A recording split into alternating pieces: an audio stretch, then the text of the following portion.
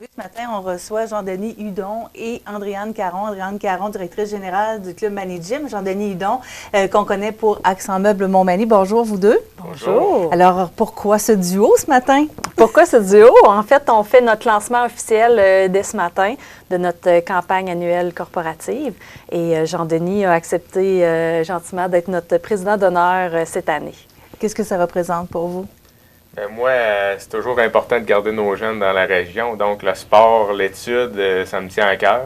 Puis, ma fille fait de la gymnastique également. Donc, ça m'a donné un petit coup de plus pour embarquer dans le bateau cette année.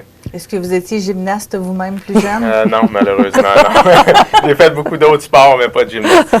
Y a-t-il des cours parents-enfants? Oui. Oui, avec les... mais là, sa fille est trop vieille déjà pour les parents. Elle est trop avancée, désolée. Malheureusement. Bon, cette campagne-là, ça représente quoi pour le Club Mani Gym? En fait, c'est une bonne source de financement pour nous qui nous permet vraiment de venir mettre à jour nos équipements, de les réparer quand ils en ont besoin. C'est aussi pour garder des frais d'inscription abordables pour le plus de jeunes possible. Notre but, c'est de faire bouger le plus d'enfants et d'adultes maintenant possible. Donc, c'est quelque chose de vraiment important pour nous annuellement, d'aller chercher l'apport puis le partenariat qu'on fait avec les nombreuses entreprises de la région. Dans les années précédentes, il y a eu des bonnes réponses. Là. Oui, effectivement. L'année passée, on a battu un record. Les entreprises ont vraiment bien répondu.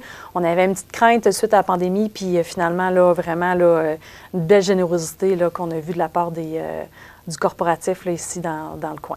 On a parlé de réparer des équipements qui sont là présentement, oui. Mais je pense qu'on regarde vers l'avenir aussi. Aussi, c'est ça, exactement. Si on est capable, en fait, dans les années, au niveau financement, quand ça va bien, on en place de côté à chaque année parce qu'on sait que le complexe sportif et culturel s'en vient à grands pas. Nous autres, on va avoir un peu plus de pieds carrés, donc il faut les meubler, ces pieds carrés-là, puis répondre aussi aux besoins qu'on a. Donc, ça va prendre un peu plus d'équipements. Ces équipements-là coûtent cher, fait qu'on prévoit, on en met de côté un peu à chaque année pour prévoir ces achats-là. Dans quelques années, on se croise les doigts. Parce que tant qu'à avoir un nouvel espace, on veut des appareils au goût du jour, là aussi. Oui, puis un peu en plus grande quantité pour qu'on puisse faire bouger encore plus de monde, puis répondre à la demande.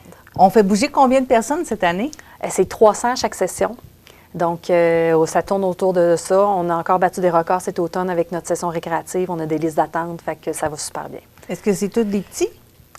Pour la session récréative, oui, on va jusqu'à 13 ans, mais on a des grands maintenant jusqu'à 50. Ah!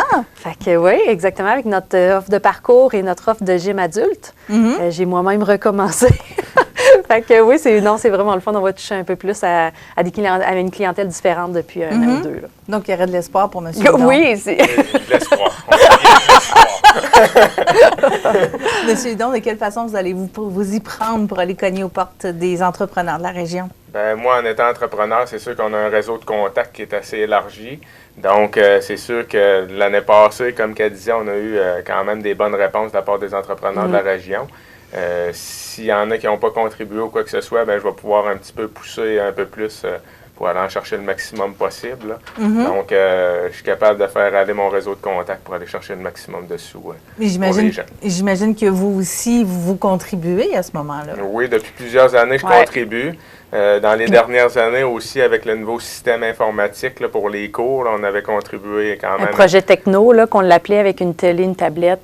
Puis j'en ai contribué aussi d'une manière matérielle. Là, quand on a des prêts, on nous a prêté un frigidaire pour une compétition, des choses comme ça. Fait qu'il est toujours là quand on a un petit besoin. Même que ce soit des collectes de fonds. Autant cet été, on avait fait un spectacle au centre-ville, à la place Montel.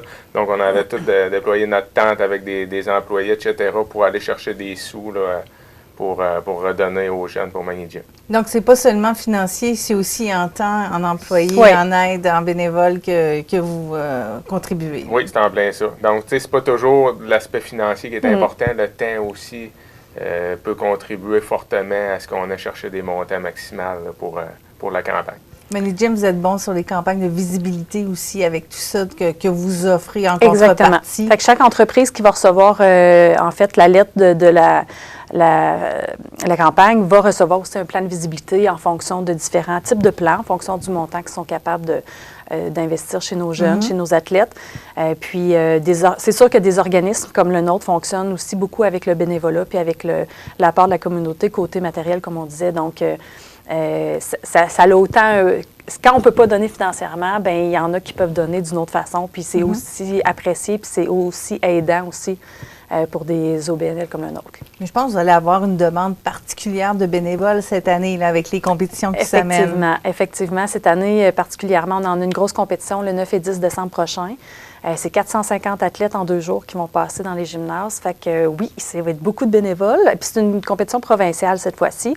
Donc, ça demande, il y a un peu plus de...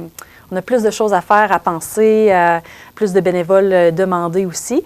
Puis, on va avoir une autre compétition aussi en avril prochain, le 6 et le 7, donc une compétition régionale cette fois-ci. Un peu moins d'athlètes, mais tout autant de travail à faire, là. Donc, les parents vont être demandés à contribution là, beaucoup dans cette période-là. On sait que la palestre déborde déjà. Oui. Comment vous vous organisez pendant les compétitions comme ça? En fait, pour une compétition provinciale comme on va avoir en décembre, on utilise les 4 gymnases. C'est du matériel qui arrive de Montréal.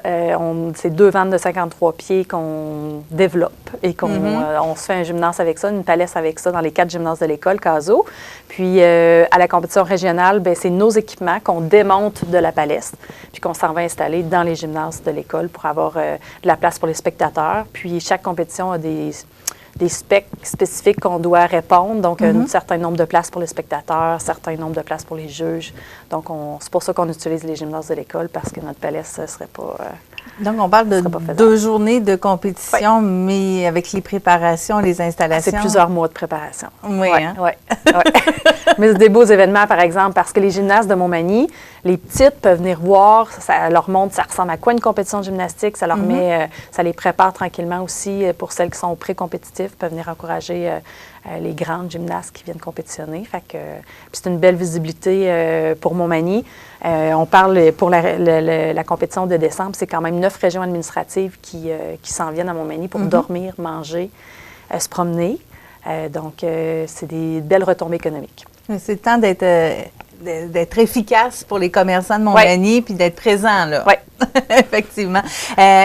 Pour cette compétition-là, au mois de décembre, par contre, je pense que le public ne pourra pas y assister. Exactement. On va plutôt les inviter à la compétition d'avril parce que celle de décembre, il y a beaucoup trop d'athlètes pour accueillir la population. Fait que c'est ça qui est un peu plate. Qui sait, un jour, on aura plus grand pour accueillir tout le monde. Mais pour compétition provinciale, c'est que les athlètes et leurs familles qui vont avoir accès. Pour la campagne de financement, donc ça se poursuit jusqu'à quand exactement, cette campagne? On la débute aujourd'hui et elle se poursuivra jusqu'à novembre 2024. Donc, c'est 1 an de campagne, 1 an de visibilité en fonction du plan. Par contre, si on augmente dans les plans, bien, on a plus de visibilité sur plusieurs années. Donc, chaque commerçant pourra voir la suite. S'ils ont des questions, ils ont toutes nos coordonnées sur cette communication-là. Mais c'est 1 an de campagne. C'est ça. D'après ce que je comprends que M. Hudon, il y a un bon taux de rétention, là. Les gens continuent à donner d'une année à l'autre, là. Effectivement. Oui, toujours. Puis, c'est pas juste d'investir des montants, comme on disait tout à l'heure, d'investir du temps, puis autant pour la visibilité quand il y a des compétitions, comme on disait tout à l'heure, mais ça apporte des retombées économiques. Donc, c'est ça, il faut que les marchands soient prêts également à recevoir toute cette clientèle-là. Je trouve ça intéressant. Donc, on a vraiment 2 aspects ce matin dont on peut parler. Donc, on invite, c'est sûr, les entrepreneurs à donner, à faire partie de votre campagne de financement, mais on peut en profiter pour inviter la population qui a envie de s'impliquer, puis de peut-être aller donner leur nom pour faire du bénévolat. Effectivement. Oui.